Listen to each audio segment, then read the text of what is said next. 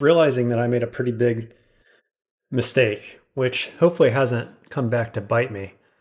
But on our D5 temple, we found a number of gods, and I was still in the mindset of I'm going Ashanzari this game, and so I'll find a good god, I'll transition into Ashanzari, standard game plan, etc. But as the Delver, the correct thing to do would be to pick a god that has an immediate benefit to you, and we had Yurdamal in that temple. So I looked back at the video, it was 2.5 minutes into this game. In this short guide, I'm going to talk about how to choose your gods and what the god selection meta is and how you can take that into consideration, and then what other decision factors might influence the god you choose. So, the first thing to think about for new players is the basic meta. Why do people do what they do? The average decent player in DCSS picks the first viable god that they come across. And so, what does viable mean? That means a god that works with your current character build or the character that you are just about to develop into. So, if you are currently a melee dude and you're just about to transition into spells, then you might want a spellcaster type of god. If you're melee all the way, melee god, obviously. If you think you're going to be somewhere in between, don't really know what you're going to end up with, you probably want to pick a more general or generally beneficial god. So, why do people do this? The idea is that as soon as you see a god which is viable for you, when you pick it up, you're going to get more piety faster than waiting, which means that you're going to have more strength from your god earlier in the dungeon. And it's pretty widely accepted among good players that the early dungeon, like D1 through 10, is the hardest part of the game. It's where you're most likely to die. And that's largely because you have the fewest options available to you. And so gods in DCSS are a major factor in terms of your overall power level, overall safety level. Some of them give escape options or can really change the tide of the battle, etc. And so the earlier you get those online, the better. And that's just obviously true. So then there's the debate of, well, yes, some gods are better than others. And that's especially true with different types of builds that you would go for. Like there are caster gods, there are melee gods, and there are generalist gods. So do you take the generalist god if you find it first when you're a melee dude or a caster dude? Generally, the answer is yes, right? The general thinking is take that early advantage as soon as you can get it and maximize it because that's going to give you the highest probability of winning, or at least the highest probability of getting to the next stage of the game where you can make other decisions which optimize those parts of the game to get you to the next stage and so on. As a quick aside here, let me give you a general ranking for the gods that I would pick, assuming all of them were available. Say I came to a temple that was fully stocked with every god in the game. And I'm also assuming sort of both or all kinds of characters here. So I'll do a more in depth god ranking video in the future. So I just want to give you a snapshot, a feeling for what I think are better gods than others. If you've been watching any of my videos, you know that there is a single god at the top of this list, no matter what you're doing, in my opinion, and that is Ashanzari.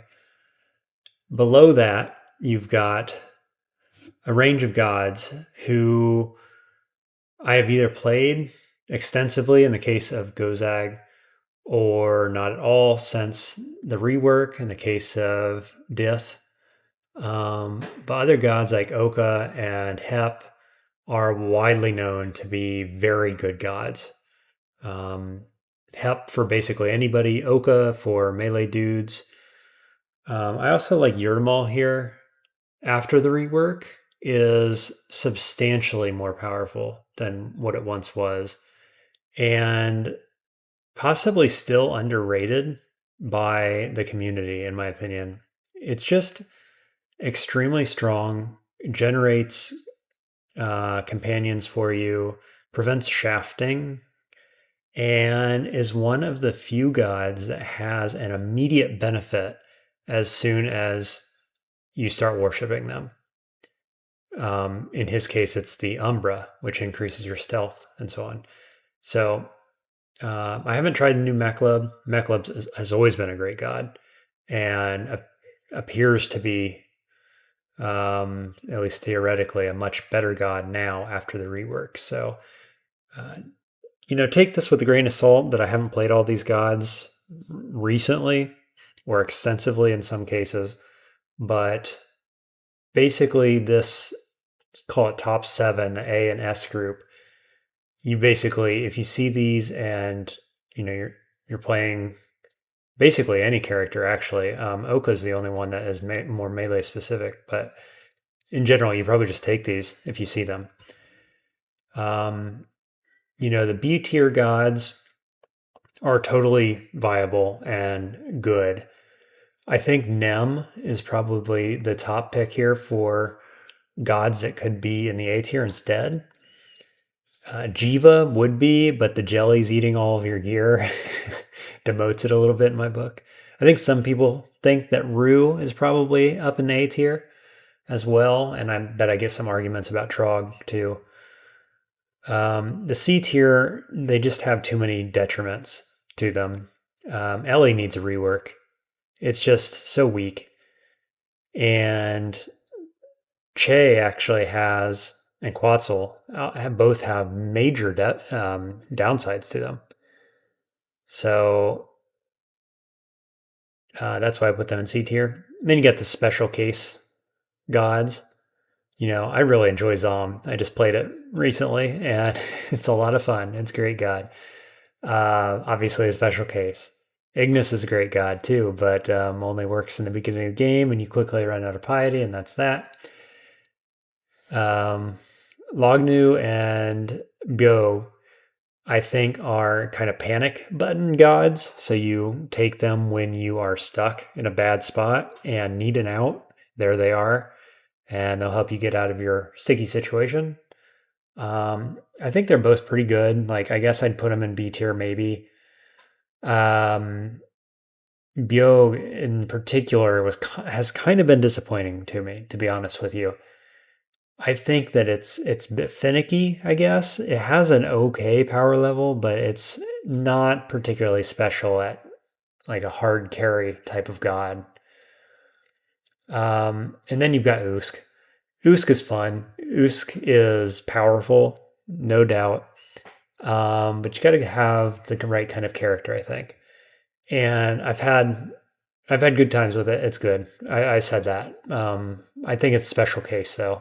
You get the right character, it's A tier easily. Got to know how to play it. I want to talk about abandonment as well. It's kind of two sides of the same coin because when you choose a god, well, that doesn't totally lock you into that god. You can always abandon and choose a different god later. But is it worth it? Usually the answer is no if you're in a 3 ruin game. If you're going into extended, well, it's a different ballgame. Oftentimes you do want to abandon after 3 or 4, maybe even 2 ruins to get into your extended god, which is usually one of the good gods that protects you against the more extended game threats. Whereas some of the other gods, the not good gods, are more advantageous for a 3 ruin game. But generally, you don't want to be a Minotaur Berserker for 2 ruins of the game and then abandon Trog for anything else, because it's just going to be suboptimal to face the downsides of abandonment, which are, damage or summons that are, enemy summons from that god. Trog can paralyze you. Other gods can do other really nasty things. Zom can mutate you, etc. Right? They usually have really bad side effects. There are just a couple of gods that are designed to be abandoned. Ignis is the first one that comes to mind. You start with Ignis if you're a Cinder Alkalite. He's very strong in the early dungeon, maybe into lair, and then his power fizzles out. It's not possible to gain any piety.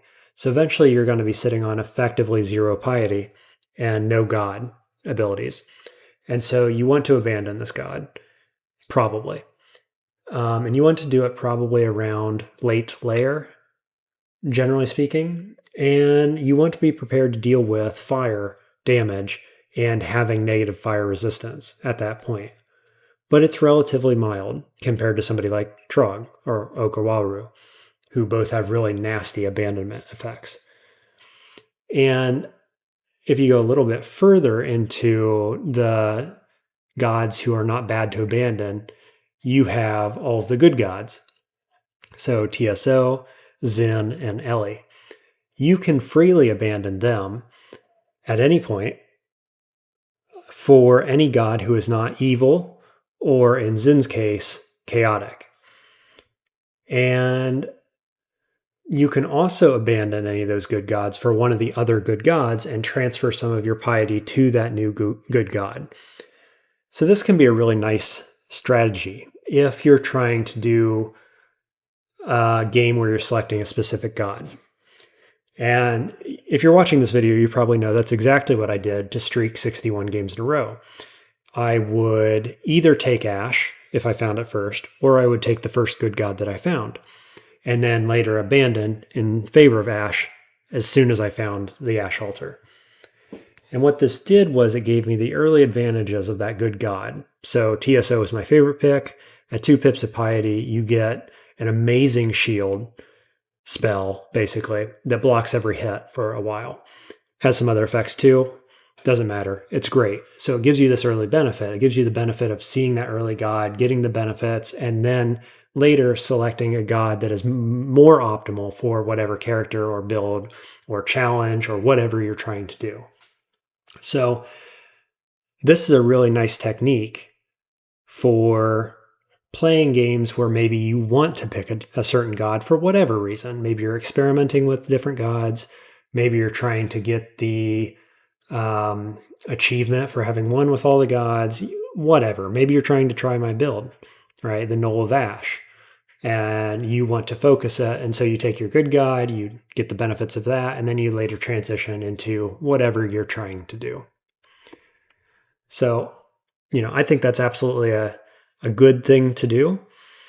If you're not doing something like that, I highly suggest you follow the current meta. And if you find a D2 god, which isn't Zom or maybe Trog, if you're a caster, something like that, then you should probably just take it. Which brings us to Fated Altars. So Fated Altars can be found on D1 through 3, I believe, maybe D4, yeah, with like a 25% chance on each floor of finding one. And you don't know what the Fated Altar is. It gives you one of 3 gods, and in the latest few patches, it tells you what those 3 gods are. So it's a 33% chance of one of the 3 gods. And so I would generally look at those, if you're following the meta, and ask if any of them are going to break your character.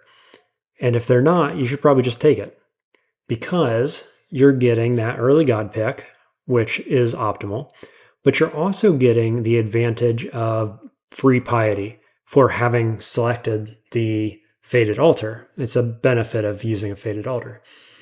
So it's actually better than just finding a named altar early on. So if you find yourself saying, hey, all 3 of these options are viable, absolutely go for it. So I hope I gave you some good guidelines to go off of for your next game, especially if you're a new player. If you have any questions about that or about my brief god ranking, just let me know down in the comments. See you in the next one.